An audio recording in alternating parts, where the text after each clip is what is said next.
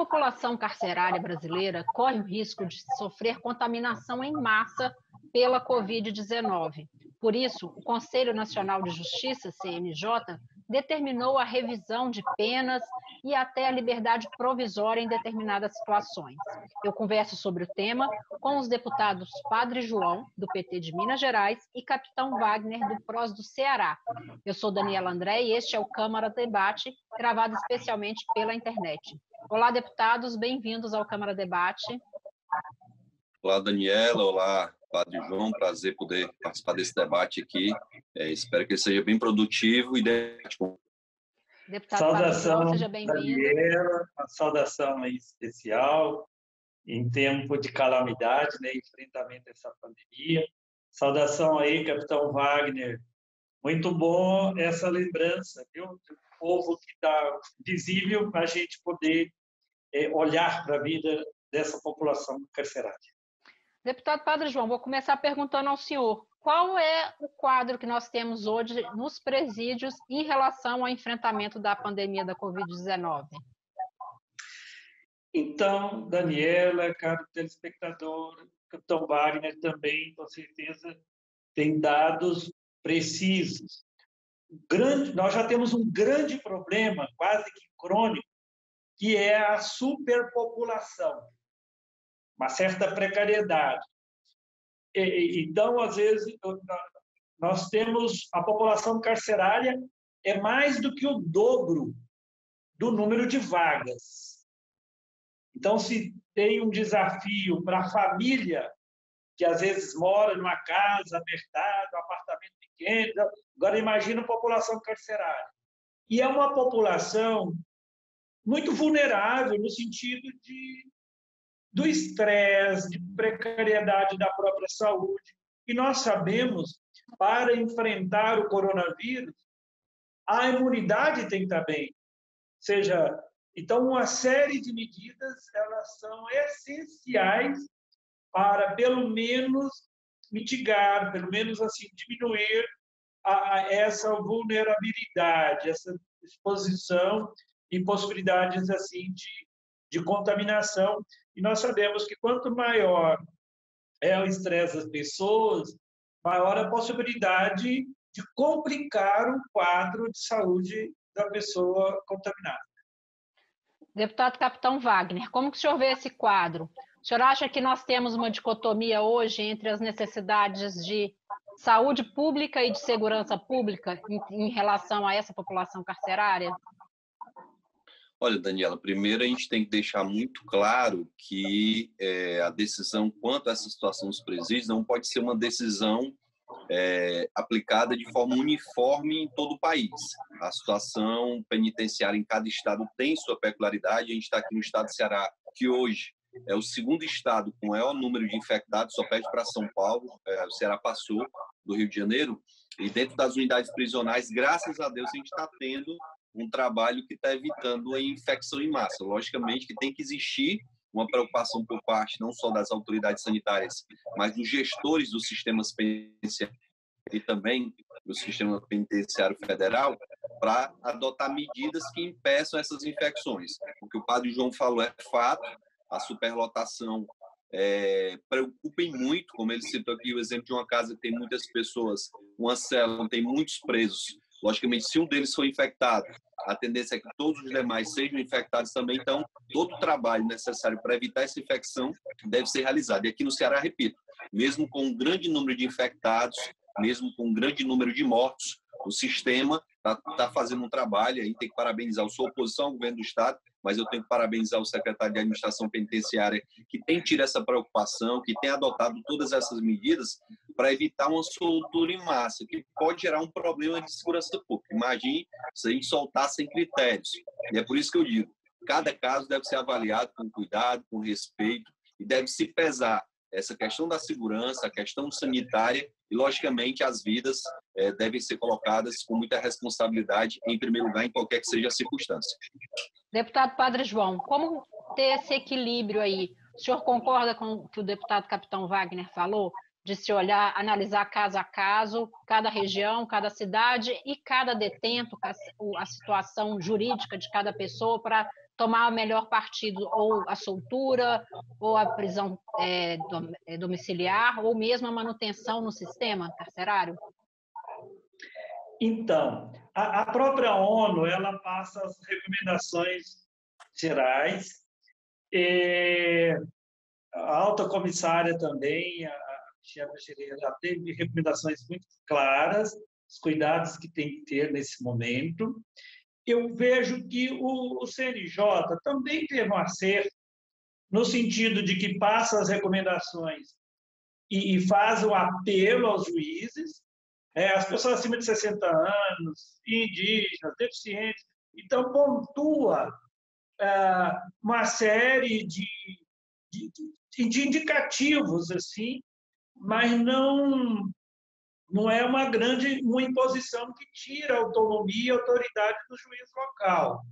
Por isso que nós tivemos estados que já liberaram mais de 500 presos, mas a questão da pensão alimentícia, não que seja uma coisa menor, mas é porque, às vezes, tem como a pessoa cumprir esse sentenciado.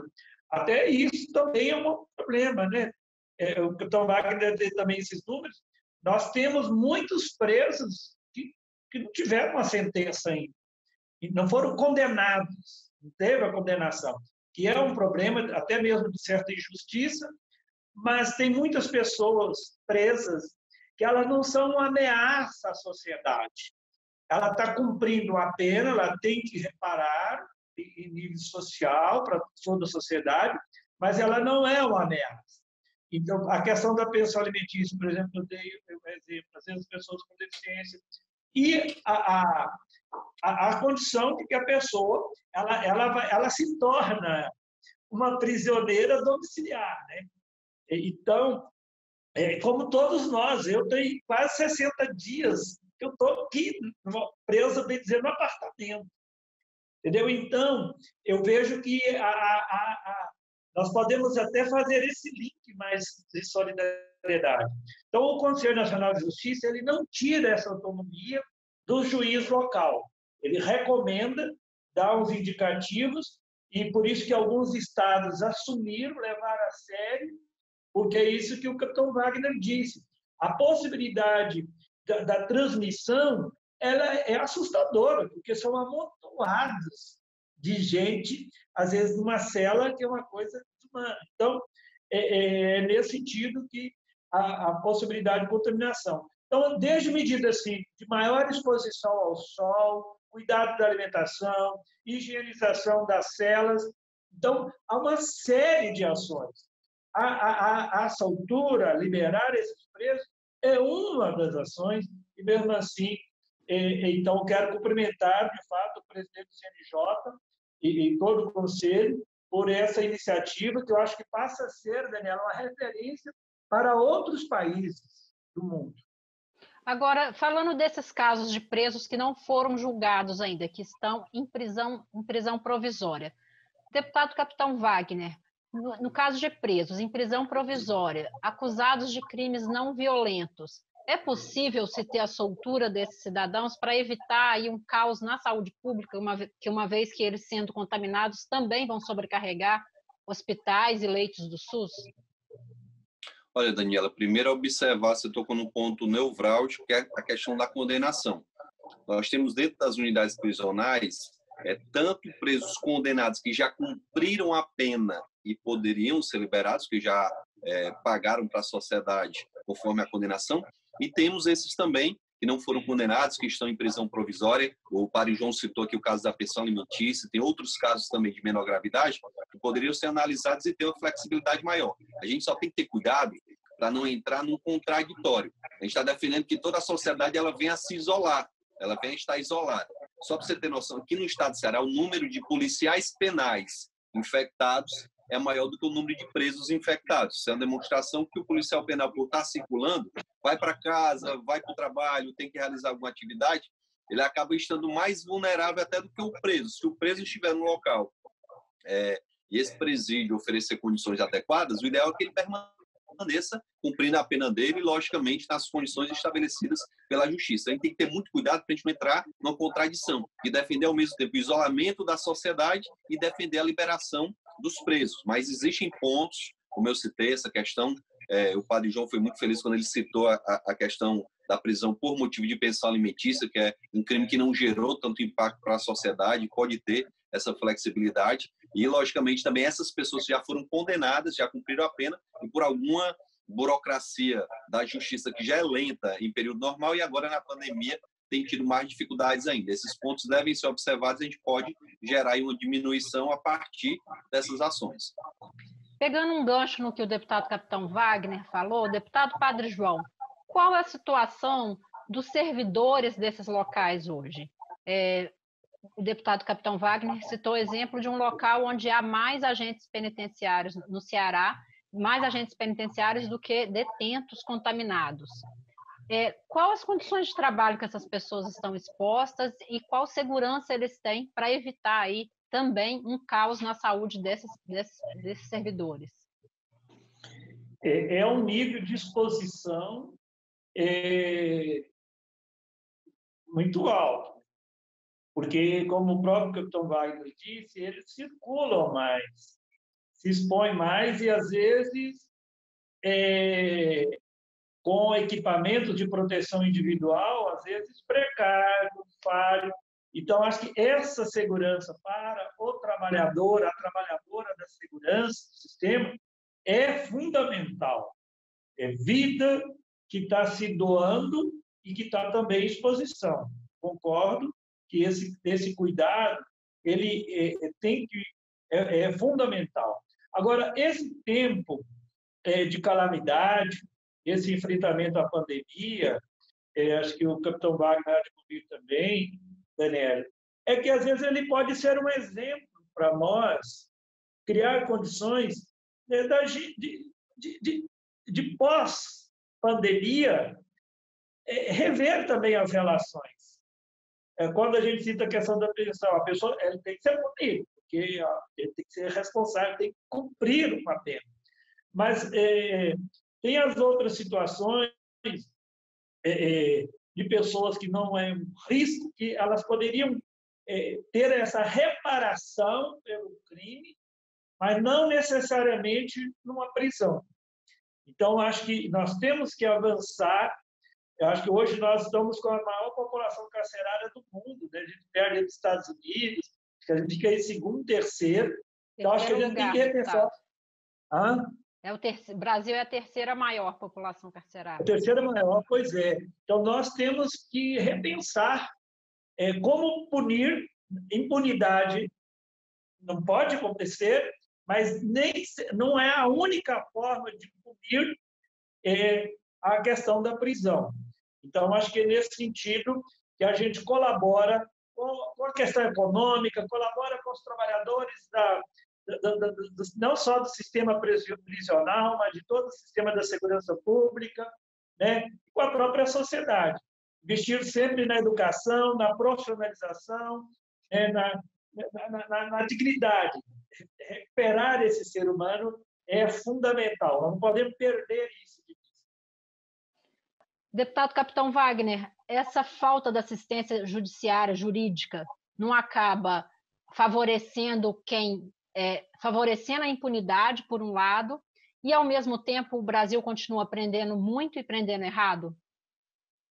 Olha, Daniela, em todos os setores, seja no setor educacional, na saúde, na assistência jurídica, aquelas pessoas que são abastadas, logicamente, são muito melhor assistidas. Logicamente, quem tem dificuldade de acesso a um hospital público que tem um plano de saúde ou pode pagar por esse serviço, vai ter benefício quem não tem, em relação a quem não tem. Na educação, a mesma coisa, e agora no sistema prisional, mais ainda.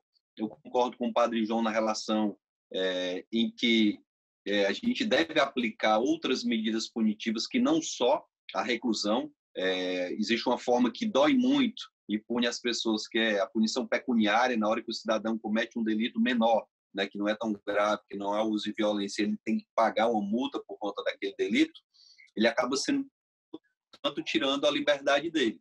Então, é importante que a gente possa discutir essas formas de aplicação de punição e garantir, logicamente, a todos que estão no sistema prisional acesso a essa assistência jurídica. Para quê? Justamente para evitar que aquelas pessoas que já cometeram o delito, foram punidas e cumpriram a sua pena, elas permaneçam lá ocupando o espaço que deveria ser disponibilizado para outra pessoa que cometeu o delito e deveria também cumprir essa punição. Então, é muito importante o acesso à assistência jurídica e, logicamente, que o Estado tem um papel de garantir essa assistência através da Defensoria Pública.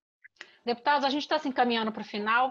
Infelizmente, temos um imperativo do tempo, o assunto é complexo, precisaríamos de muito mais debate.